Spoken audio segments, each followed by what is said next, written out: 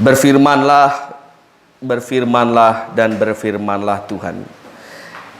Karena kerinduan kami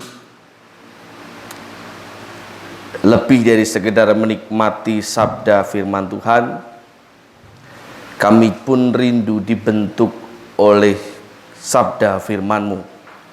Kami pun rindu untuk terus bersandar kepada kebenaran firman-Mu, dan kami pun rindu untuk menjadi pribadi, menjadi hamba-hamba Tuhan, menjadi anak-anak Tuhan yang hidup menurut sabda firman Tuhan.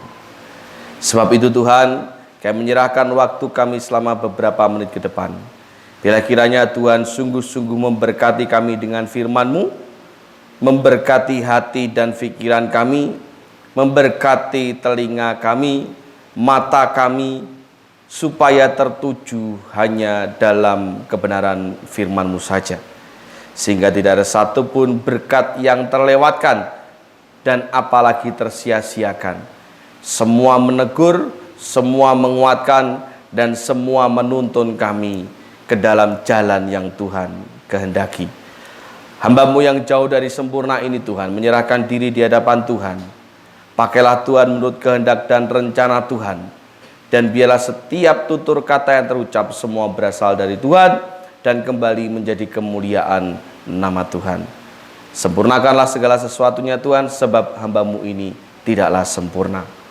Dan kami serahkan ruangan ini, kuasai sekitar gereja-Mu ini, nama Tuhan dipermuliakan di dalamnya.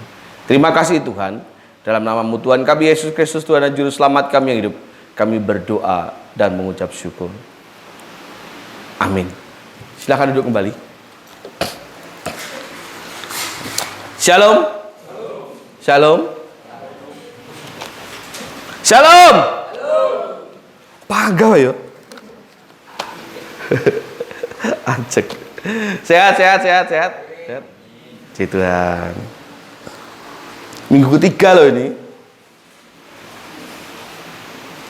Minggu ketiga loh. Wes mulai nipis porong. Dompet tak kecute kayak jeruk, nipis. Belas. Tapi bersyukurnya walaupun dompet semakin menipis ya. Wes minggu ketiga dompet semakin menipis. Bariki seksi sosial ngoyak-ngoyak nagih payonaro, mbah saya meneh gitu ya. Ya toh? Tapi saya percaya bahwa kasih Tuhan tidak pernah menipis dalam hidup kita. Amin. Amin. Kudu digetak memang cuma kembang harum. Baik, masih di dalam tema kita pada bulan ini, hidup berakar di dalam Tuhan. Minggu-minggu sebelumnya kita sudah belajar tentang akar-akaran. Piye akar ben sehat, kemudian piye akar ben kuat, fungsine akar apa wae, kita sudah banyak belajar tentang itu. Nah, pagi ini kita akan belajar tentang masih seputar berakar di dalam Tuhan. Sebagaimana saya sampaikan di 2 minggu terakhir bahwa sebuah tanaman itu menjadi sehat atau tidak itu bergantung kepada akarnya. Kalau akarnya nggak sehat, maka tanaman pun tidak akan tumbuh dengan sehat dan bahkan mati. Kalau akarnya tidak kuat, maka tumbuhan pun walaupun tumbuh tetapi tidak akan bertahan dengan kuat. Ketika ada angin kencang, ketika ada sapuan air dan sebagainya, maka pohon itu akan rentan sekali untuk tumbang. Sebab itu akar itu perlu sungguh-sungguh diperhatikan.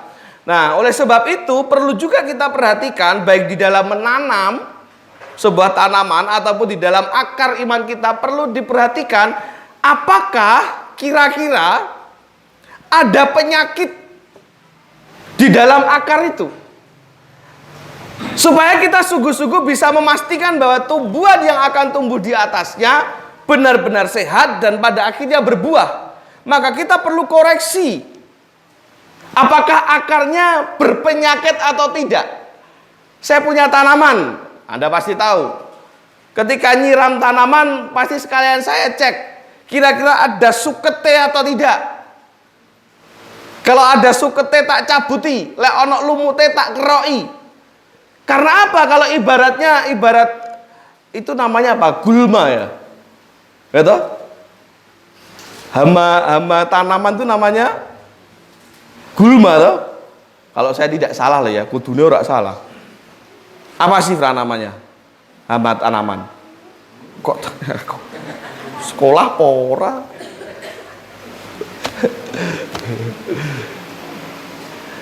Supaya apa? Supaya tidak mengganggu kesehatan akar.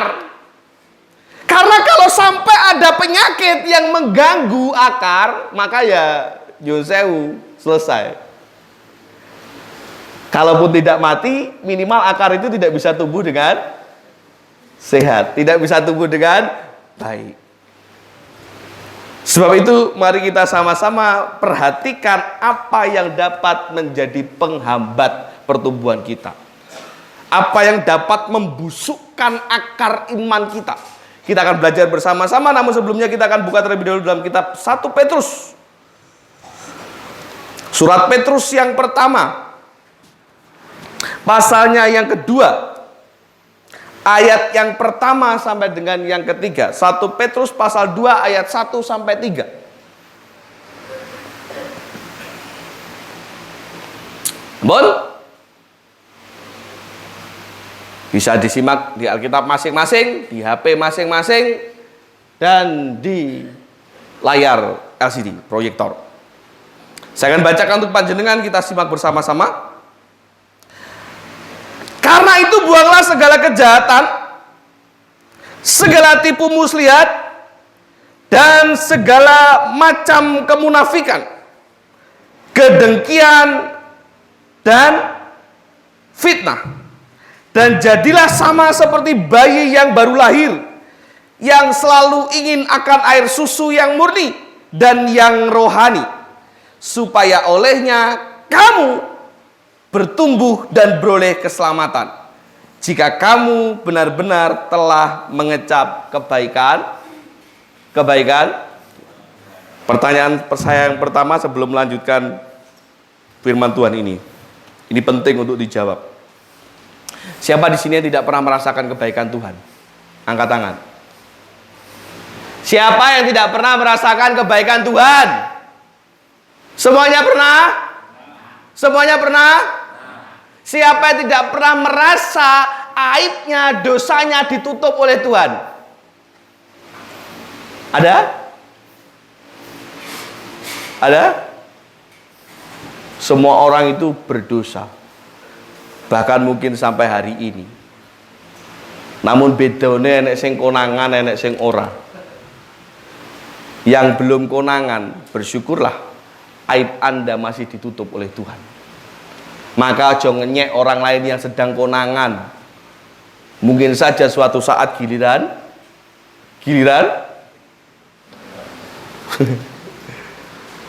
itu karena kebaikan Tuhan yang masih mengizinkan supaya setiap kita menjadi lebih baik lagi. Artinya setiap kita pasti pernah merasakan kebaikan Tuhan. Nah, setiap orang yang merasakan, yang mengecap kebaikan Tuhan harus memperhatikan sungguh-sungguh apakah ada penyakit di dalam akar imannya. Apakah ada yang menghambat imannya sehingga gagal untuk bertumbuh. Kita koreksi bersama-sama. Apa yang sesungguhnya menjadi penghambat? Apa yang sesungguhnya menjadi penyakit yang membusukkan iman? Yang pertama saya mencatat sesuai dengan ayat yang barusan kita baca. Karena itu buanglah segala kejahatan. Artinya selama manusia masih hidup di dalam kejahatan, manusia itu akarnya berkemungkinan untuk menjadi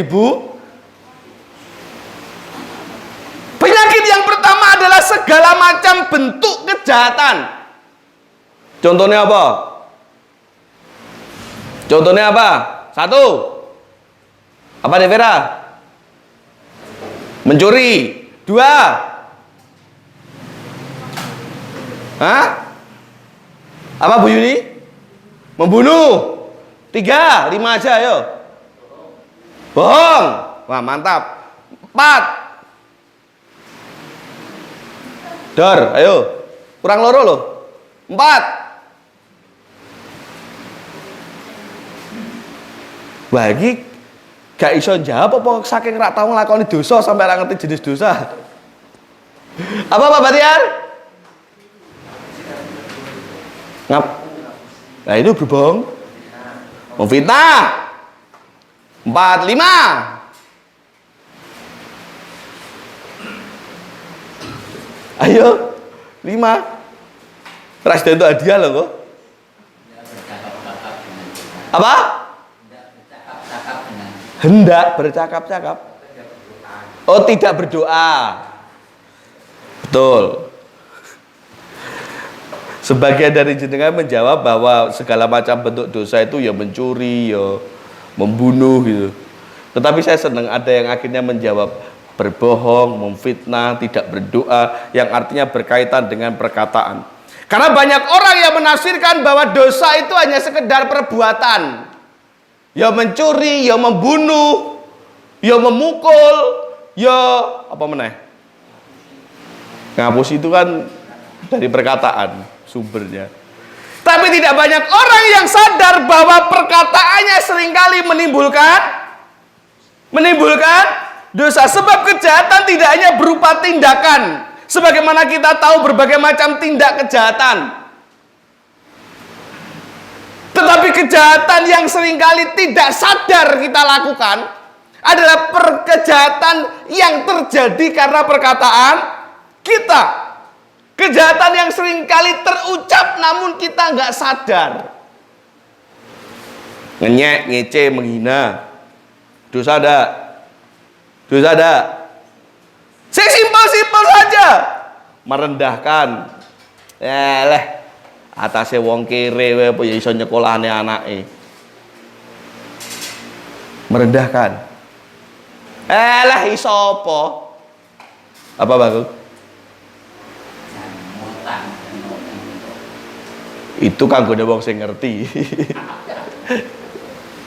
Ya nggak ngerti ya ngece kuwi mau jatuhnya merendahkan. Apalagi ucapan-ucapan penuh kebencian dan sumpah serapah tak dongak nih. Mulai tekan gereja sandung semut numpak truk. Aprak horor. Atau perkataan-perkataan yang menjatuhkan mental. Alah, percuma diet, rak bakal kurura. Percuma. Ngapain? Contoh. Lah aku ngono semangat Mbak Elsa kan ngono. Mulai menikahi golek labi ben gak angel-angel. Semangat.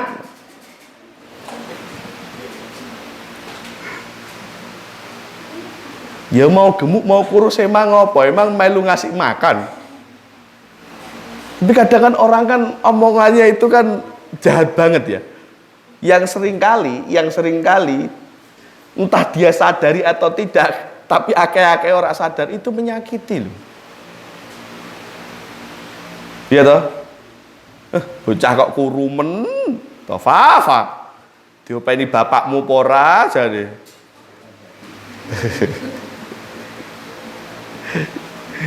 Diopeni papamu pora kamu kok kurus men. Apa enggak diopeni jemaat Kembang Arum kamu ya?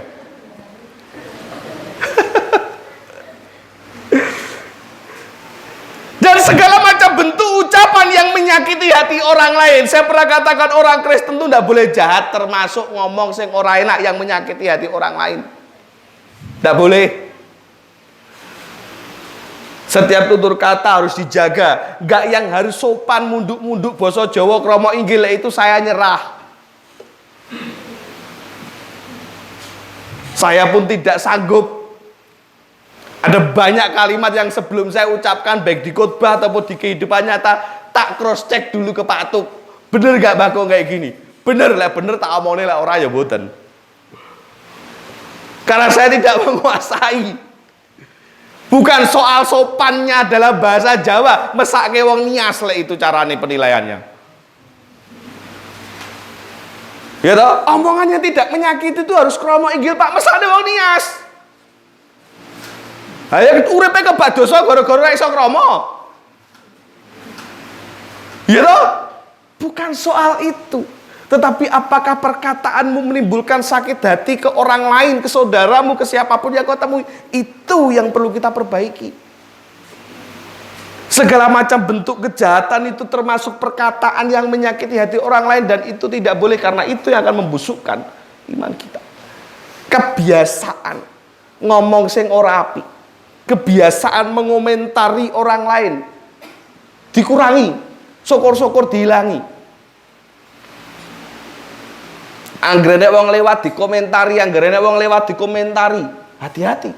Memang orang itu tidak mendengar, tapi Tuhanmu mendengar apa yang ada dalam hatimu. Wedak yo kandeli karo-karo. Apa yo pantes. Ngono ki apa ngocosik ngono ki. Paling yo ora ngocosik. Lah ngono lho Pak Batiar, kok meneng wae Bu Batiar macak koyo ngono ki. Piye to? Ora Bu Batiar rak keputihan wedake yo. Ning rada kandel sithik. Ora ding. Karena kita nggak pernah tahu ada apa di balik itu.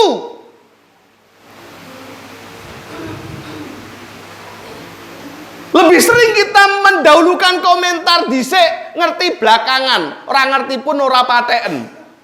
Ora ngerti pun ora apa-apa, ora urusanku. Lah duduk urusanmu ora usah komentar. Segala sesuatu perlu di cross check. Jangan asal menuduh. Jangan asal Sekali lagi saya ingatkan, yen orang ngerti mending meneng. Diam. Karena ketika engkau paksakan untuk berkomentar, yang muncul adalah kejahatan. Engkau tidak akan sadar bahwa itu akan menyakiti hati saudara. Hati-hati. Pak lah, tapi memang gak bener loh Pak, penampilannya elek loh Pak. Firman Tuhan mengajarkan begini ya, temuilah dengan 4 mata. Ini berlaku untuk semuanya. Lek jenengan melihat Pak Batiar ki mau nek ngarep dadi MC ora pantes gawe coklat. Pak ketok tambah wireng Pak gawe coklat Pak. Omong ono 4 mata. Aja mbok siarne lewat pengumuman lewat Deborah. Nah, apa meneh Deborah anake. Dik tulung sampai nek pengumuman Pak Batiar gak pantes no. Wagu. Ya toh? Temuilah 4 mata. Sampaikan dengan bahasa yang baik. Ora kudu kromo, tapi bahasa yang tidak Wong kadang orang mau ngomong baik aja, maksudnya baik, tujuannya baik, bahasanya baik, kadang iso salah tompo kok. Apalagi ngomongnya sing elek. Maka waspadai, karena mulut perkataan itu menjadi akar yang sangat jahat sekali. Jahat. Apalagi di zaman sekarang. Zaman sekarang di mana anak-anak kita, bahkan orang tua, emak-emak pun juga banyak yang hidupnya lebih banyak dihabiskan di media sosial. Ora cuma omongan tapi ketikan. Lah media sosial kan gak iso ngomong, iso ngetik toh. Padha wae toh, semua bersumber dari hati. Semua bersumber dari akar yang membusuk tadi loh. Atau sekarang disebut dengan apa? Bukan netizen kayaknya. Apa saiki sebutannya? Netizen kan wis dhisik-dhisik toh. Iki kayak ini ada sebutannya lagi ini baru. Apa gitu? Netizen tahu enggak? Orang-orang yang suka komentar di media sosial. Data mencatat setiap tahunnya di Korea Selatan itu selalu ada artis atau influencer yang bunuh diri. Karena apa? Komentar di media sosial. Dibully, diejek di media sosial. Alah ora pantes, alah welek, alah rambutmu kelurusen. Dikriting, alah rambutmu kekritingan. Wabyuk sapu wae wong ngono kuwi kan. Apa-apa salah. Tidak kuat dengan tekanan hinaan itu bunuh diri. Itu baru di Korea. Itu baru artisnya. Belum orang-orang biasa. Ada banyak anak-anak sekolah juga yang Anak sekolah loh sampai memutuskan bunuh diri loh, Bang. Karena apa? Dinyek, DC, dibully di sekolah. Maka anak-anak halo yang masih sekolah, kalau kamu dibully laporkan ke guru. Jangan bawa ambil hati, laporkan ke. Kalau nggak berani lapor ke guru, lapor siapa? Ojo lapor Pak Yulius. Pak Yulius gaweane nambah akeh nonggo. Lapor orang tua. Nah, lek wong tuamu gak berani baru lapor ke baik. KPKP kok pakai Pak Yulius. Baik wis itu. Yo baik sopo kayak. Yang penting Bambang. Laporkan. Karena segala macam bentuk pembulian tidak dibenarkan. Ucapan-ucapan yang jahat, yang ngece, yang nyek, itu dampaknya luar biasa loh. Ada banyak anak yang akhirnya memutuskan aku mau sekolah lagi. Karena apa? Dibully lewat perkataan. Hati-hati terhadap ucapan. Itu bisa menjatuhkan mental seseorang, bisa membuatnya bunuh diri, bisa membuatnya gila. Karena mentalnya rusak. Gak sadar tak? Aku waton nyelempong apa? Aku cuma ngomong. Tapi itu menyakitkan. Walah ngono tersinggung, aku cuma ngomong. Hati-hati.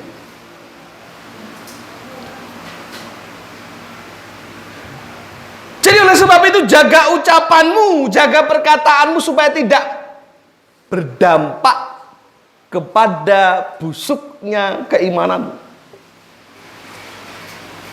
Jaga perkataan. Pak, perbuatannya kok gak dibahas? Perbuatan kan jenengan ngerti. Nyolong kan ora oleh, mate dia apa meneh. Tapi ini yang seringkali yang kelihatannya sepele, orang sadarkan katanya memang lidah tak bertulang, gitu. Kalau bertulang bukan lidah. Mangkane lek orang Kediri ngomong mungkane lek ngomong telunyur. Tahu telunyur? Orang Kediri itu ada campuran sama Portugis. Jadi bosone rodok ngono kuwi. Hati-hati menjaga ucapan. Dijaga sungguh-sungguh. Jangan ngucap dulu baru mikir, tapi mikir dulu baru ngomong, berucap, bicara. Banyak orang yang ngomong sik mikire carry. Bahkan tak perlu mikir. Apakah perkataanku ini? Gak usah kita berbicara dulu ini menyenangkan Tuhan atau tidak, menyakiti orang atau tidak, itu PR. Kalau ucapan kita tidak menyakiti orang, sudah pasti itu akan menyenangkan Tuhan, amin. Pasti itu. Jadi kalau engkau mau ucapanmu menyenangkan Tuhan, jaga ucapanmu supaya tidak menyakiti. Kalau masih dibiasakan, suwe-suwe lan suwene ayatmu, imanmu saya busuk. Pasti. Karena itu penyakit. Itu penyakit. Yang kedua, buanglah segala kejahatan, segala tipu muslihat dan segala macam kemunafikan. Apa yang menyebabkan selain daripada kejahatan? Yang kedua, saya mencatat, saya menyimpulkan dari apa yang dikatakan oleh kalimat firman Tuhan ini, termasuk dengki, iri, dan fitnah. Dalam ayat itu dikatakan, semua itu adalah macam-macam penyakitnya hati. Wong lek atine penyakitan, imannya nggak bisa bertumbuh. Ini bukan soal apa yang terucap, tapi apa yang dibatin. Iri itu kan tidak terucap, tapi munculnya dari hati.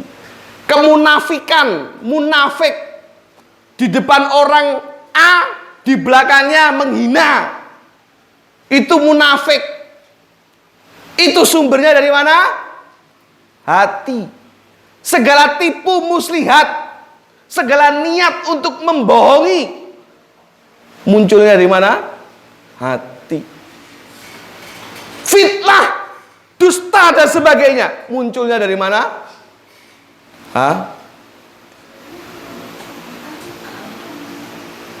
Aku ingin ngerti Pak Bahtiar.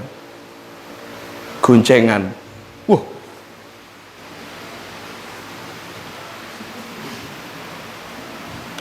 Putih mulus, yang sikile rambut tok. Mbuh sapa sing digonceng. Begitu tak cablek tekan buli jebule brengos.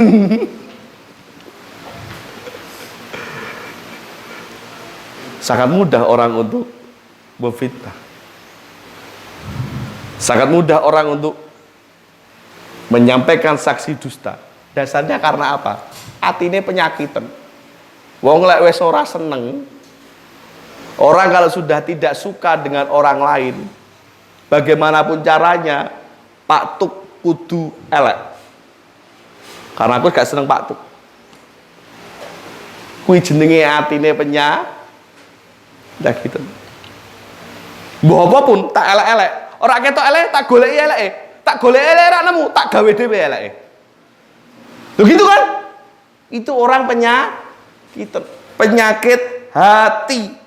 Tipu muslihat dan kena memunafikan, lain di bibir, lain di hati, bertujuan untuk keuntungannya diri sendiri. Dengki, iri dan fitnah.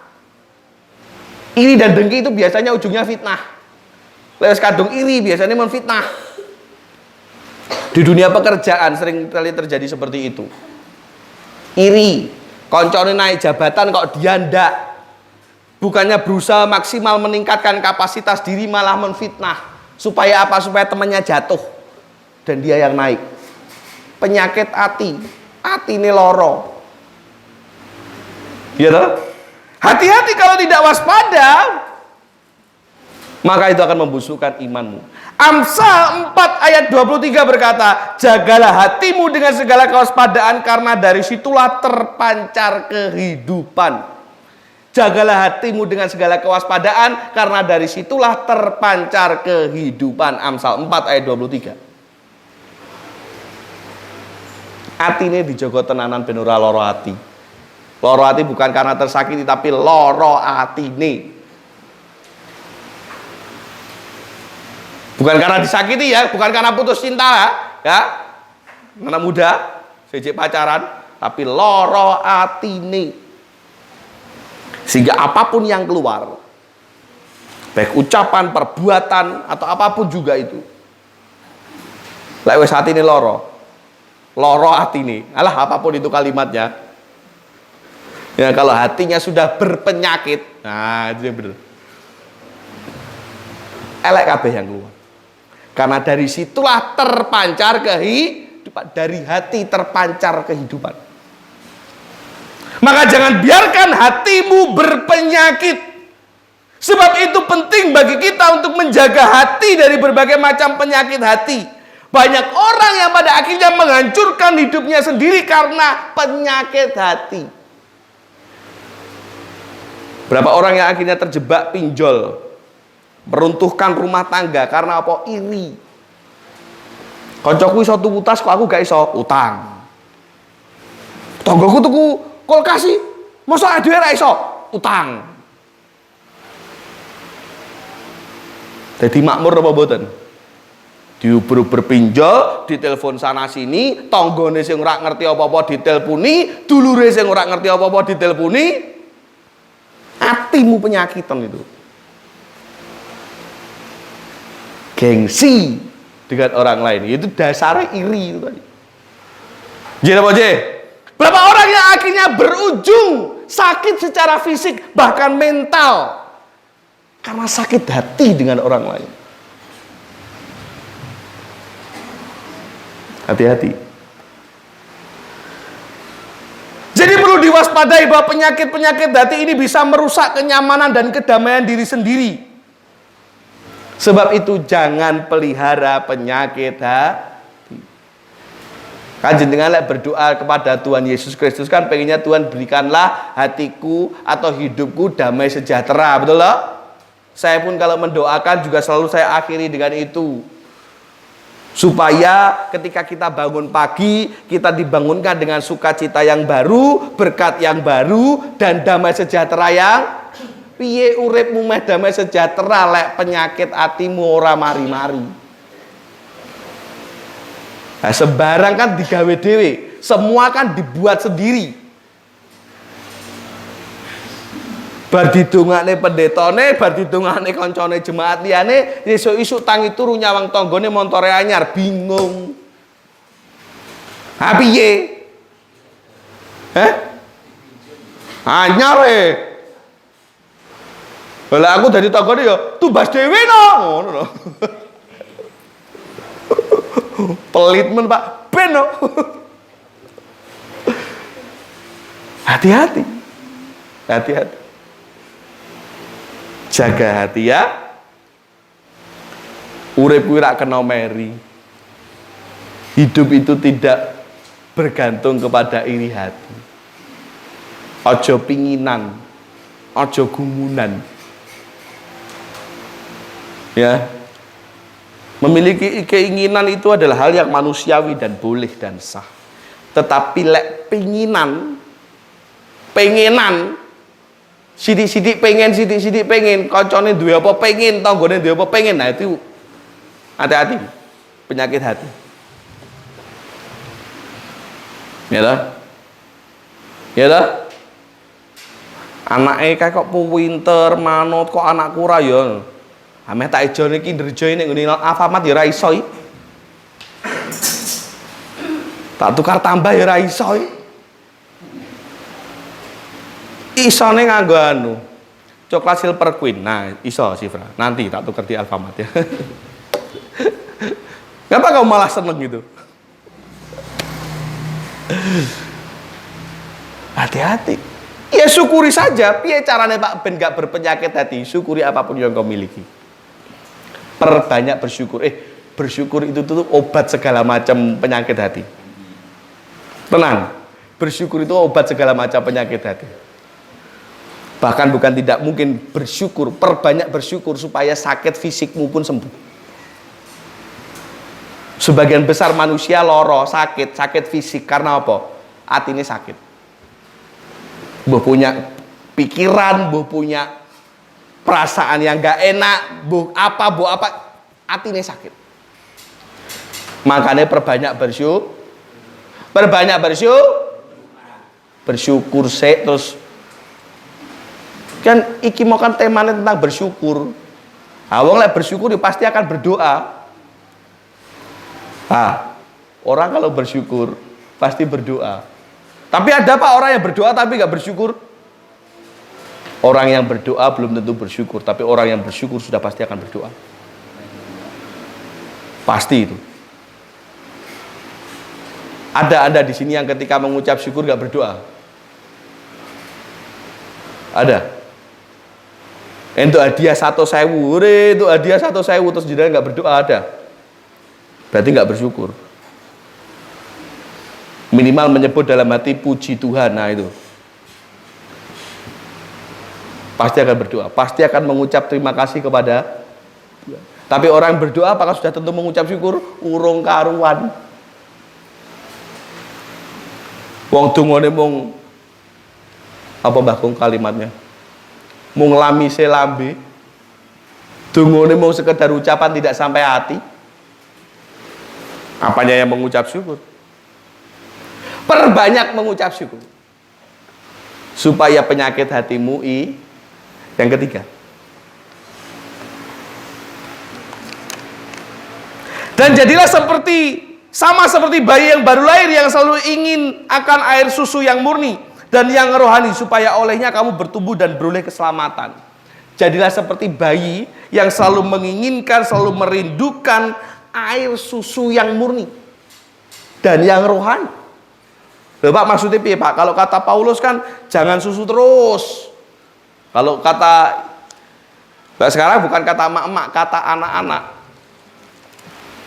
Ya, kata anak-anak, ojo es terus.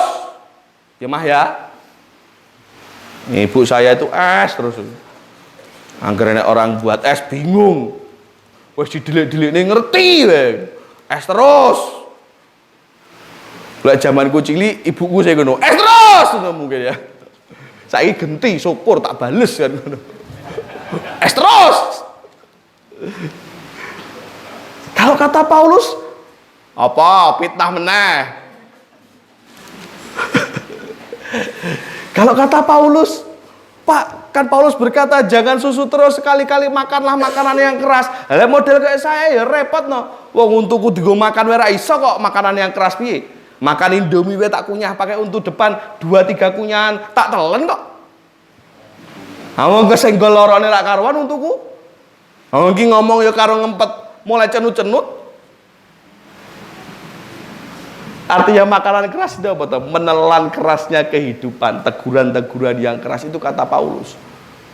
Tetapi berbeda maksud dengan apa yang dikatakan oleh Petrus. Petrus tidak fokus kepada susunya, bukan keras ataupun lunaknya apa yang dimakan, tapi kemurnian. Makanya Petrus katakan, jadilah sama seperti bayi yang selalu menginginkan susu yang murni dan yang rohani. Maksudnya apa? Maksudnya supaya setiap kita tidak pernah jauh hidup kita dari yang murni. Apa itu yang murni? Apa yang murni? Dan apa yang lebih murni daripada firman Tuhan? Ada? Ada Pak? Apa? Susu murni nasional. Oke. Susu murni nasional gitu. Ngerti? Ngerti? Anak-anak apa ngerti? Kamu tahu susu murni nasional? Oh tahu, ada di sekolahmu. Bagong tahu Bagong, susu murni nasional. Wah, gak ngerti. Generasi dulu gak ngerti susu murni nasional. Susu murni. Mereknya nasional. Lewat Ider biasanya.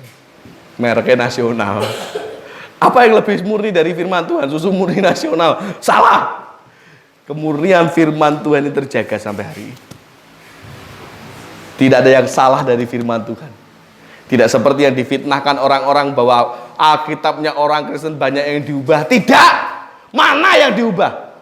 Tunjukkan. Bulet wae kon nunjukne mesti. Bandingannya karo apa? Injil Barnabas. Among kok Injil Barnabas itu ada itu tahun 1800 atau 1700-an. Ribuan tahun setelah Injil ini, Injil Barnabas muncul. Kalau Alkitab kita itu bahasa aslinya dituliskan dalam bahasa Ibrani Perjanjian Lama, dan dalam Perjanjian Baru itu dituliskan dalam bahasa Yunani. Injil Barnabas dituliskan dengan tulisan Latin, wis modern. Lah sing koyo ngono kok dipercaya. Sing murni tenanan asli saka nabi-nabi dan para rasul kok ora dipercaya, kan aneh. Maka tidak ada yang lebih murni dari firman. Maka ketika Rasul Petrus mengatakan jadilah sama seperti bayi yang merindukan air murni, firman Tuhan sedang mengatakan kepada kita supaya hati kita nggak penyakitan, supaya akar kita tidak membusuk, supaya iman kita itu tetap kuat. Teruslah hidup karena firman Tuhan. Jangan pernah jauhkan hidupmu dari firman Tuhan. Segala sesuatu dasarkan kepada firman Tuhan. Gak usah dipilah-pilih toh. Saya katakan kemarin, oh ini yang tak senengi, oh ini yang gak tak senengi, oh ini yang cocok sama saya, oh ini yang tidak cocok. Wah ini rugi aku lek melu iki. Tidak boleh.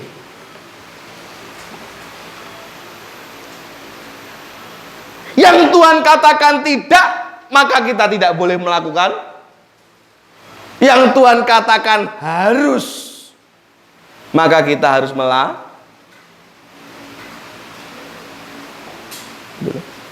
Supaya imanmu ora bosok, maka kembalilah kepada yang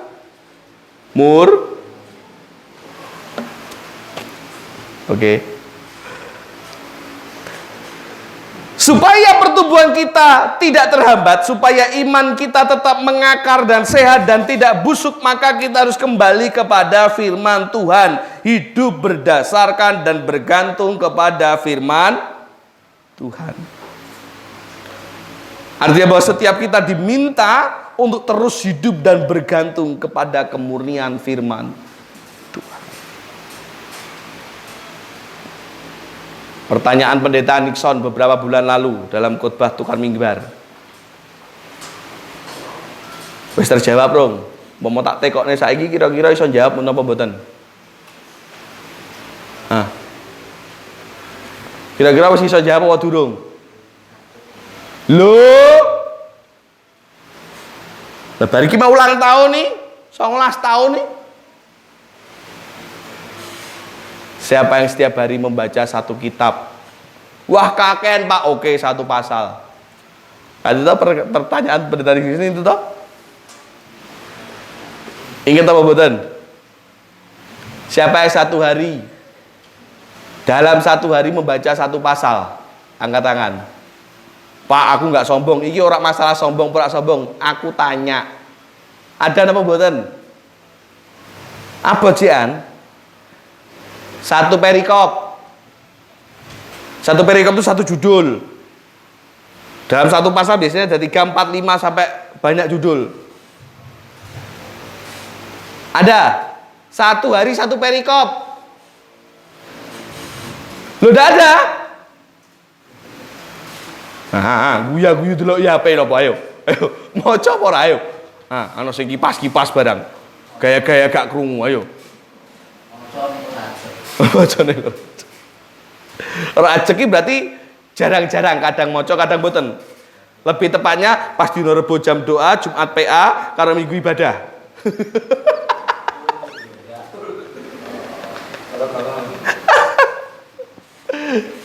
Satu ayat. Satu hari satu ayat. Tetap ora ono. Piye mau hidup bergantung pada kesucian kemurnian firman Tuhan. Setiap hari yang mau baca apa? Setiap hari yang mau baca apa? Setiap hari yang kau nikmati apa? Sinetron apa? Mau kakek moconi alamate wong ya Pak Debayu. Moco kitab. Aja moconi alamate wong kowe. Jenengan kalau tanya alamat ini mana alamatmu Pak Bayu nggak ngerti. Masih saudaraan sama Ali Topan anak jalanan. Tahu Ali Topan anak jalanan tahu? Pegawainya ngukur dalan. Dalan ora gatel dikukuri. Ngukur dalan. Wiridan. Wira-wiri turut radan. Angger ora edan. Ora apa-apa. Maca kitab. Maca kitab. Ya, satu hari satu ayat. Kalau nggak sanggup, mau diurutkan, mau diacak, mau sebarang, pokok maca kitab. Sangune jenengan apa lek mboten ayat firman Tuhan? Apa yang bisa menjadi penuntunmu kalau bukan firman Tuhan? Nah, aku maca wis ora ketoke Pak sampai tak senteri. Ora apa-apa.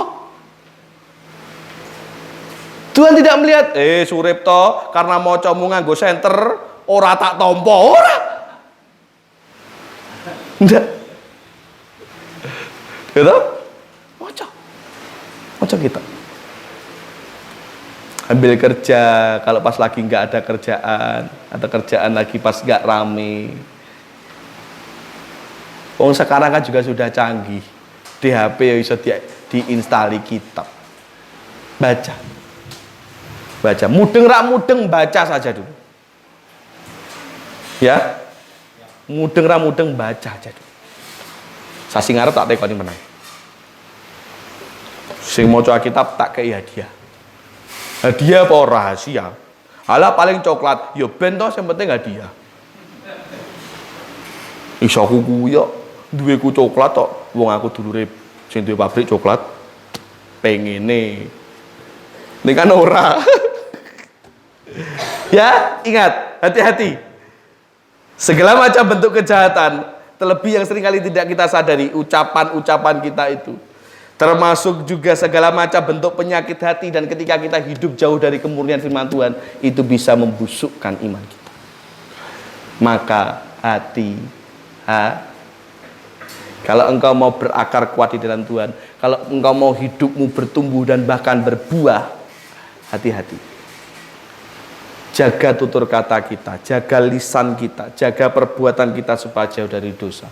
Jaga hati kita dan jaga seluruh hidup kita supaya tetap ada dalam kemurnian firman Tuhan. Amin. Amin. Jemaat Kembang Harum sanggup? Jemaat Kembang Harum sanggup? Jemaat Kembang Harum sanggup? Wah, ini kali ini tetap lempem. Berarti sanggupnya rodok-rodok ini. Apa? Enggak meyakinkan. Ben ya. Karena sudah semakin cenut-cenut, maka saya akhiri saja. Ya, wes itu urusan janji jenengan karo Tuhan. Ya.